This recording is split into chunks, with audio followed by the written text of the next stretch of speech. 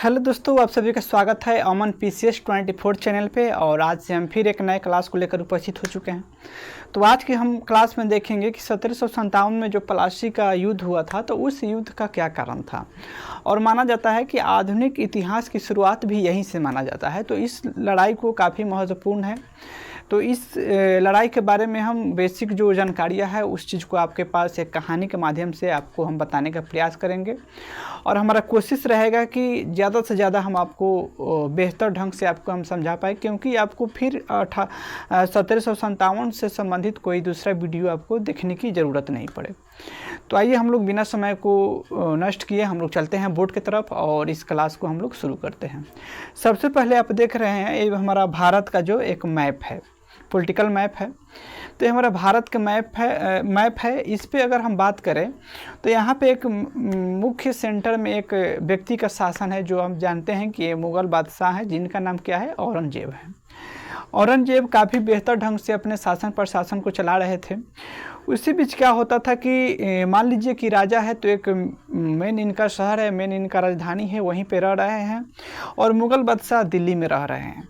बाकी भारत के हर कोने से इन्होंने सूबेदार को रखा है। वहाँ से जितने भी सूबेदार हैं सब लोग जो भी टैक्स है उसको कलेक्ट करके और राजा के पास पुगा रहे थे। उसी बीच क्या होता है कि जब औरंगजेब चारों तरफ से इनके पास टैक्स आ रहा था, तो उसी बीच यहाँ पर जो क्षेत्र आप देख रहे हैं, पूर्वोत्तर भारत का हिस्सा जो है, यहाँ पर क्या था कि यहाँ से इनके पास कोई भी तरह का टैक्स नहीं आ रहा था बंगाल के क्षेत्र से। तो बंगाल के क्षेत्र से जब टैक्स नहीं आ रहा था, और बंगाल का क्षेत्र हम कहें तो काफ़ी बड़ा भी है। आज के अगर हम आपको स्थिति बता दें तो आज लगभग 5 राज्य है, एक देश है, तब बंगाल पूरा उस समय का था। जिसमें हम आपको बता दें कि आज का वर्तमान अपना बिहार, झारखंड, उड़ीसा, पश्चिम बंगाल और बांग्लादेश, ये जितना भी क्षेत्र आज के समय में आप देख रहे हैं, ये पूरे उस समय क्या बोला जाता था, बंगाल बोला जाता था। और ये काफ़ी उपजाऊ भूमि था, समतल भूमि था, और ये गंगा का मैदान था, गंगा का डेल्टा के बीच का मैदान था ये। तो यहाँ पे उपजा अधिक थी, यहाँ से काफ़ी अच्छा खासा टैक्स सरकार के पास जाता था। जब यहाँ से टैक्स आना बंद हो गया, तो यहाँ पे राजा सोच रहे हैं कि क्यों ना यहाँ पे एक ऐसे व्यक्ति को हम भेजें जो कि यहाँ से टैक्स को संग्रह करके हमारे पास समय से समय भेजता रहे। तो उसी बीच जो यहाँ के राजा है औरंगजेब, जो मुग़ल बादशाह है, उनको एक बहुत ही ईमानदार व्यक्ति उनके नज़र में है, जो कि मुर्शिद कुली खां हैं, जो कि ये उड़ीसा के रहने वाले थे, और ये काफ़ी ही ईमानदार थे, जो कि औरंगजेब की नज़र में इनका काफ़ी अच्छा छवि था। तो औरंगजेब ने क्या किया कि इन्हीं को, मुर्शिद कुली खां को बंगाल के नवाब बनाकर भेज देते हैं। और मुर्शिद कुली खां जब बंगाल के नवाब बन के जाते हैं बंगाल में, तो वहाँ से काफ़ी अच्छे ढंग से टैक्स को संग्रह करके राजा के पास भेज रहे थे समय टू समय। उसी बीच हम आपको पहले बता दें कि नवाब किसे बोला जाता था। नवाब मतलब कहने का मतलब कि उससे पहले क्या होता था, 2 तरह का मेन पोस्ट होता था राजा के पास। यानी राजा क्या करता था, एक होता था दीवान का पोस्ट, एक होता था फौजदार का पोस्ट। जो ना में हम कहें फौजदार, उससे बोला जाता था जो सेना के मेन जो हेड व्यक्ति होते थे उनको फौजदार बोला जाता था। और जो रुपया पैसा और कर को संग्रह करते थे उनको दीवान बोला जाता था। यानी जो भी हिसाब किताब रखना था वो दीवान के पास होता था, और सेना के जो हेड थे वो फौजदार होते थे। और यहाँ पे जब नवाब जब बन गया जो व्यक्ति, तो ये दोनों पद एक ही व्यक्ति के पास आ गया, जो वहाँ से हम लोग नवाब सुनते हैं। यानी आप गाँव के बोलचाल के भाषा में भी आप सुने होइएगा कि बड़ा नवाब होते जा रहा है तुम। तो वहाँ पे कहने का मतलब दीवान का पोस्ट और फौजदार का पोस्ट, दोनों पोस्ट एक ही व्यक्ति के पास आ गया, तो वहाँ से हम लोग नवाब कहने लगे। तो यहाँ पे जब मुर्शिद कुली खां नवाब बन गया बंगाल का, तो यहाँ से तो टैक्स को संग्रह करके राजा के पास समय से भेज रहा था। उसी बीच का टर्निंग पॉइंट एक आता है कि 1740 ईस्वी में मुर्शिद कुली खां की मृत्यु हो जाता है। और मुर्शिद कुली खां की जब मृत्यु हो जाता है, तो इसी का बेटा है कौन, अलीवर्दी खां। अलीवर्दी खां इसका बेटा है। तो इनके मरने के बाद स्वाभाविक बात है कि इनका लड़का है तो यहीं राजा बनेंगे, राजा नहीं, नवाब बनेंगे बंगाल का। तो उसके बाद यहीं नवाब बनते हैं बंगाल के। और इनका जब ये नवाब बन गए बंगाल के, तो ये भी समय से राजा के पास कर को पहुंचा रहे थे। उसी बीच में इनके कोई भी संतान जो है तो इनके पुत्र इनके पास नहीं, यानी पुत्र इनका नहीं है, कोई भी इनका पुत्र नहीं है। इनके पास 3 बेटी ही हैं, जो कि हम 3 बेटी का नाम बता दें तो एक है अमीना बेगम, दूसरा है मैमूना बेगम और तीसरा है इनकी बेटी घसीटी बेगम, जो कि अलीवर्दी खां के तीनों बेटी ही हैं। इनके सबसे बड़ी वाली बेटी जो अमीना बेगम थी, इनकी एक पुत्र है जो कि अलीवर्दी खां है, जो कि सबसे इनके बड़ी वाली बेटी है, उनकी यह पुत्र है सिराजुद्दौला। सॉरी, हमने अलीवर्दी खां बोल दिए। तो यहाँ पे जो अलीवर्दी खां की जो बड़ी वाली बेटी है अमीना बेगम, इनसे एक पुत्र प्राप्ति होता है, जो कि इनके पुत्र का नाम क्या है, सिराजुद्दौला। और इनसे भी एक जो छोटी वाली लड़की है मैमूना बेगम, इनसे भी एक पुत्र होता है जिनका नाम क्या होता है, शौकत जंग। बाकी एक सबसे छोटी वाली जो लड़की है जिनका नाम क्या है, घसीटी बेगम, जिनसे किसी भी तरह के कोई संतान उनका नहीं है।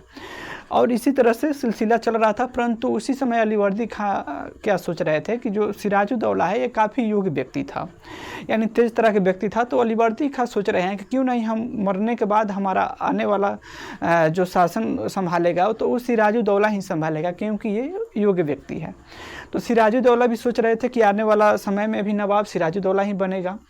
और इसी तरह से चल रहा था। उसी बीच क्या होता है कि 1756 ईस्वी में, जो कि हम क्या बोलते हैं कि 1756 ईस्वी में अलीवर्दी खां की भी मृत्यु हो जाता है।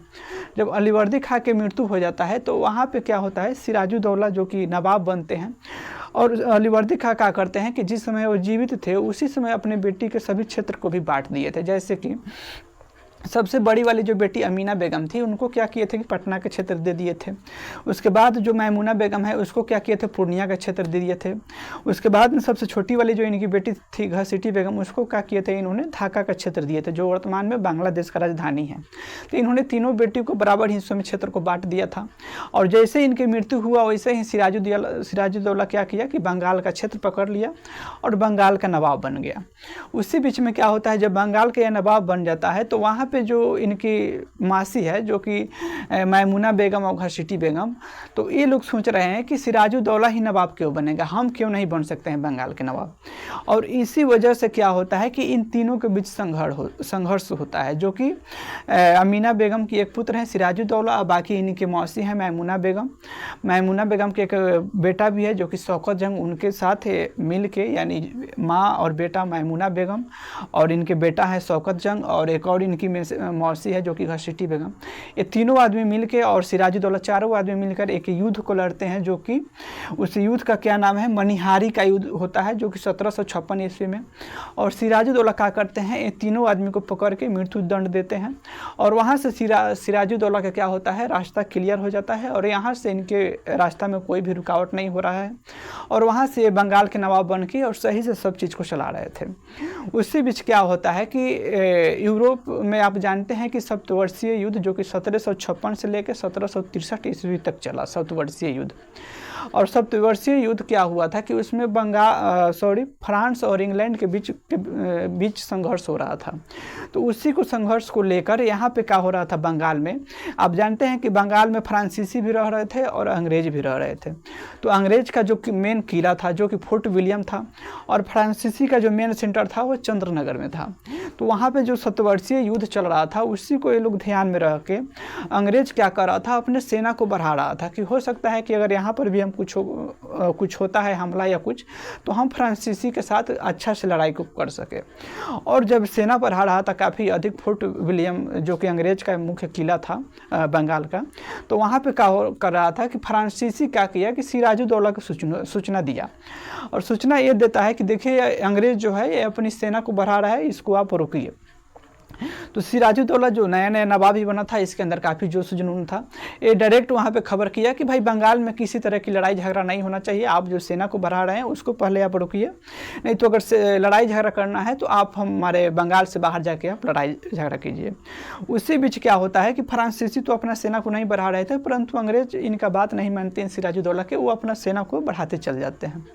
और क्या होता है, जब सेना को बढ़ाते चल जाते हैं तो उसी बीच जब सिराजुद्दौला की बात नहीं माने तो उस समय क्या करते हैं, सिराजुद्दौला अंग्रेज का जो मुख्य किला था फोर्ट विलियम, उस पर हमला कर देते हैं। जो कि उसको हम कहें 20 जून 1756 को सिराजुद्दौला क्या करता है, अंग्रेज के फोर्ट विलियम जो कि मेन किला था वहाँ पे हमला करते हैं। वहाँ पर 46 व्यक्ति को बंदी बनाते हैं सिराजुद्दौला। बाकी जो अंग्रेज के मुख्य अधिकारी थे, जो कि आप जानते हैं कि डैक, क्रिक, वाटसन जैसे और भी अधिकारी थे, ये सब लोग अधिकारी जैसे तैसे अपने जान को बचा के, एक नदी है, उस नदी के द्वीप है फुल्टा द्वीप, उस फुल्टा द्वीप पर ये लोग भागकर शरण वहाँ पे लेते हैं। बाकी 146 व्यक्ति जो पकड़ाए थे, सिराजुद्दौला जो पकड़े थे, उसको ले जाके, काफ़ी गर्मी का दिन था, एक छोटा कमरा में उस 46 व्यक्ति को पैक कर देते हैं। और वहाँ पे इतना अधिक गर्मी था कि उस गर्मी की वजह से वहाँ पे 146 व्यक्ति में से सिर्फ 23 व्यक्ति ही जीवित रहते हैं, बाकी सभी लोगों की मृत्यु हो जाती है। तो इस घटना को हम लोग ब्लैक होल के घटना के नाम से भी जानते हैं।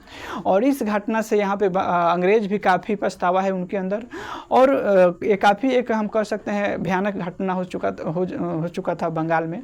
और यहाँ से अंग्रेज क्या किए, जो कि फुल्टा द्वीप पर शरण लिए थे, वहाँ से क्या किए अंग्रेज, मद्रास जो कि उनका मेन वहाँ पर भी किला था, वहाँ पे चले गए। वहाँ पे गए तो फिर बंगाल में शांति हो गया। सिराजुद्दौला जैसे तैसे शासन को अपना कर रहे थे, बाकी यहाँ पे फ्रांसीसी रह रहे थे। अंग्रेज पूरे बंगाल से इनकी सफाया हो गया था। बंगाल जाके मद्रास में अपना रह रहे थे। उसी बीच क्या होता है, कुछ दिन बीता और 1757 आया। उस बीच क्या कर रहा है अंग्रेज, क्या किया कि अब सोच रहा है कि हम क्यों नहीं बंगाल में फिर हम अपना बिजनेस को शुरू करें, क्योंकि बंगाल से काफ़ी इनकम हो रहा था इनको। और यहाँ पे जो सिराजुद्दौला था वो भी सोच रहा था कि अंग्रेज भी था तो हमको कुछ ना कुछ टैक्स दे रहा था। तो यहाँ पे सिराजुद्दौला भी पछता रहा था और यहाँ पे अंग्रेज भी पछता रहा था। तो उसी बीच क्या होता है कि अंग्रेज का एक मुख्य सेनापति होता है, जो कि हॉलवेल के नेतृत्व में क्या होता है, यहाँ से अंग्रेज आते हैं हॉलवेल के नेतृत्व में।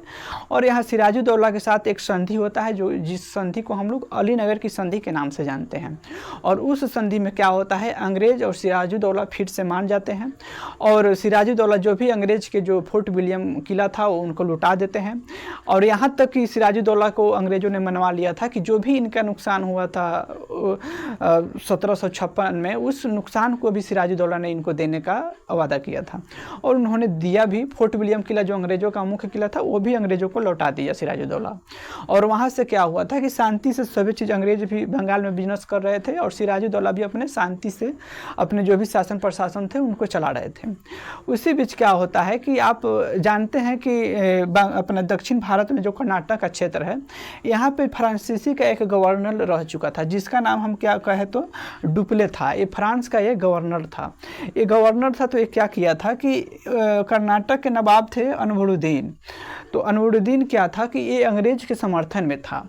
तो फ्रांसीसी जो गवर्नर डुप्ले था, ये चाह रहा था कि क्यों नहीं हम इसको हटा के यहाँ पर हम अपना मनपसंद नवाब को बनाएं कर्नाटक में। तो उसी बीच क्या करता है कि चंदा साहब को, फ्रांसीसी जो गवर्नर था डुप्ले, यहाँ पे अनवरुद्दीन को मार देता है और चंदा साहब को यहाँ पे नवाब बना देता है, जो कि ये फ्रांसीसी के मनपसंद नवाब था। तो जब चंदा साहब यहाँ पे नवाब बन जाते हैं तो काफ़ी प्रसन्न हुए इन्होंने। और इन्होंने क्या सोच रहे हैं चंदा साहब कि अगर फ्रांसीसी नहीं होता तो हम कर्नाटक का नवाब नहीं हो पाते। तो यहाँ पे क्या किया चंदा साहब ने, क्या किया कि डुप्ले को 80 गांव इनाम दे दिया। डुप्ले बहुत खुश भी हुआ कि अगर हम बिजनेस भी करते तो इतना हम नहीं कमा पाए, जो कि हम सिर्फ एक राजा को चेंज कर दिए तो हम इतना हम कमा लिया, हमने इतना हमको इनकम हो गया। इसी चीज़ से क्या किया था अंग्रेज, सीखा था कि सच में राजा को अगर चेंज करने से इसमें बहुत ज़्यादा इनकम होगा। और इसी चीज़ को क्या किया, उसके बाद में राजा बंगाल में अप्लाई करता है, जो कि यहाँ पे जान चुका था अंग्रेज, जो कि 1756 में जिस तरह ने सिराजुद्दौला इन पे हमला किया था। तो उस समय भी अंग्रेज जानते थे कि जब तक सिराजुद्दौला बंगाल में है, जब तक किसी तरह के बंगाल में हमारा मनमानी नहीं चलेगा। परंतु उसी समय क्या करता है अंग्रेज, इनकी जो कुंडली है, हम कहें कि सिराजुद्दौला की जो कुंडली है, अंग्रेजों ने खंगालना शुरू किया। तो उसी बीच क्या होता है, इनको कुछ कुंडली में इनको छेद नज़र आया। और उस समय क्या करते हैं अंग्रेज, इनके एक मेघ सेनापति हैं सिराजुद्दौला के, और इनके मुख्य जो बैंकर थे वो लोग जैसे कि मानिक चंद्र, जो कि कलकत्ता के प्रभारी बनाए थे सिराजुद्दौला। इन जो मुख्य व्यक्ति, एक इनके मुख्य सेनापति था जो कि मिर्जाफर, इनका काफ़ी मेन सेनापति था। तो मिर्जाफर और हम कहें कि बंगाल का जो प्रभारी बनाए थे सिराजुद्दौला मानिक चंद्र, इस सभी व्यक्ति को क्या करता है अंग्रेज अपने पक्ष में मिलाना शुरू करता है। ये थोड़ा लालची टाइप के व्यक्ति भी थे। जब इनको अपने पक्ष में मिलाना शुरू करते हैं तो ये जो इनके सेनापति था, जो इनके प्रभारी, कलकत्ता के जो प्रभारी बनाए थे मानिक चंद्र था, तो इन लोगों को इतना अंग्रेज ने इनाम सिनाम दे दिया और इनको काफ़ी अधिक प्रोत्साहन दे दिया दिया, अधिक इनके अंदर लालच भर दिया कि आप ही ओरिजिनल में बंगाल के नवाब जैसा लगते हैं, तो आप अगर हमको सपोर्ट कीजिएगा तो हम सिराजुद्दौला के हटाकर बंगाल का नवाब हम आपको बना सकते हैं। और इसी बात को इनके मुख्य जो सेनापति था वो भी काफ़ी इस बात को सच मान के और वो भी चाह रहे हैं कि क्यों ना सिराजुद्दौला के हटा के हम भी बंगाल के नवाब बन जाते हैं। और किसी तरह ये क्या किया कि कुछ दिनों तक इनको अपने पक्ष में रखा। और उस समय क्या करता है, जब पूरे तरह से इनके सेनापति और इनके जो मेन व्यक्ति थे जब अंग्रेज अपने पक्ष में मिला लेता है, उसके बाद क्या करता है अंग्रेज, एक डेट मिलता है जो कि आप जानते हैं कि 23 जून 1757 को अंग्रेज क्या करता है कि फ्रांसीसी के जो बस्ती था चंद्रनगर उस पर हमला कर देता है।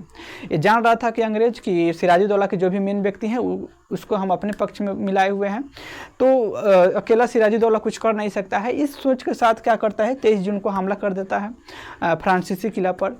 सिराजुद्दौला जब इस चीज़ को सुना तो भी काफ़ी गुस्सा में आया कि भाई पिछला ही साल इसको हमने अच्छा सबक सिखाया था, फिर इस तरह के जो गलती किया है। तो उस यहाँ पे सिराजुद्दौला काफ़ी क्रोधित होते हैं कि फिर इंग्लैंड ने इस तरह की गलती की। तो उसी बीच क्या करता है कि 23 जून जो कि आप जानते हैं 13 जून को क्या किया था कि अंग्रेज ने फ्रांसीसी बस्ती पर हमला किया था। और 13 जून के बाद में इसी बदला लेने के लिए क्या करता है 23 जून 1757 को सिराजुद्दौला फिर से अंग्रेजों पर हमला करता है।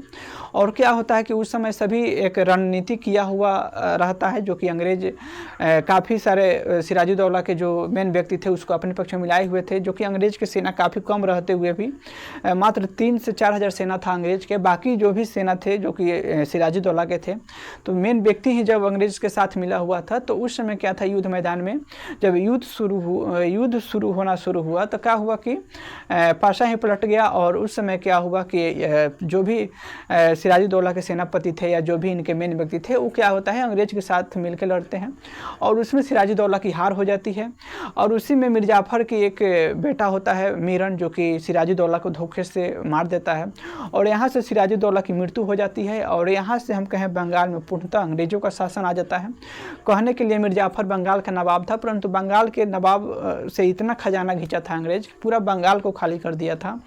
और यहाँ से जो कि बंगाल के खजाना से ही अंग्रेजों की सेना में काफ़ी अधिक वृद्धि हुआ और अपने विस्तार को और अपनी शक्ति को काफ़ी मजबूत किया अंग्रेज। और यहीं से अंग्रेज की प्रारंभ होते होते और पूरे आप जानते हैं कि 1857 तक पूरे भारत पर अंग्रेजों ने कब्जा कर लिया।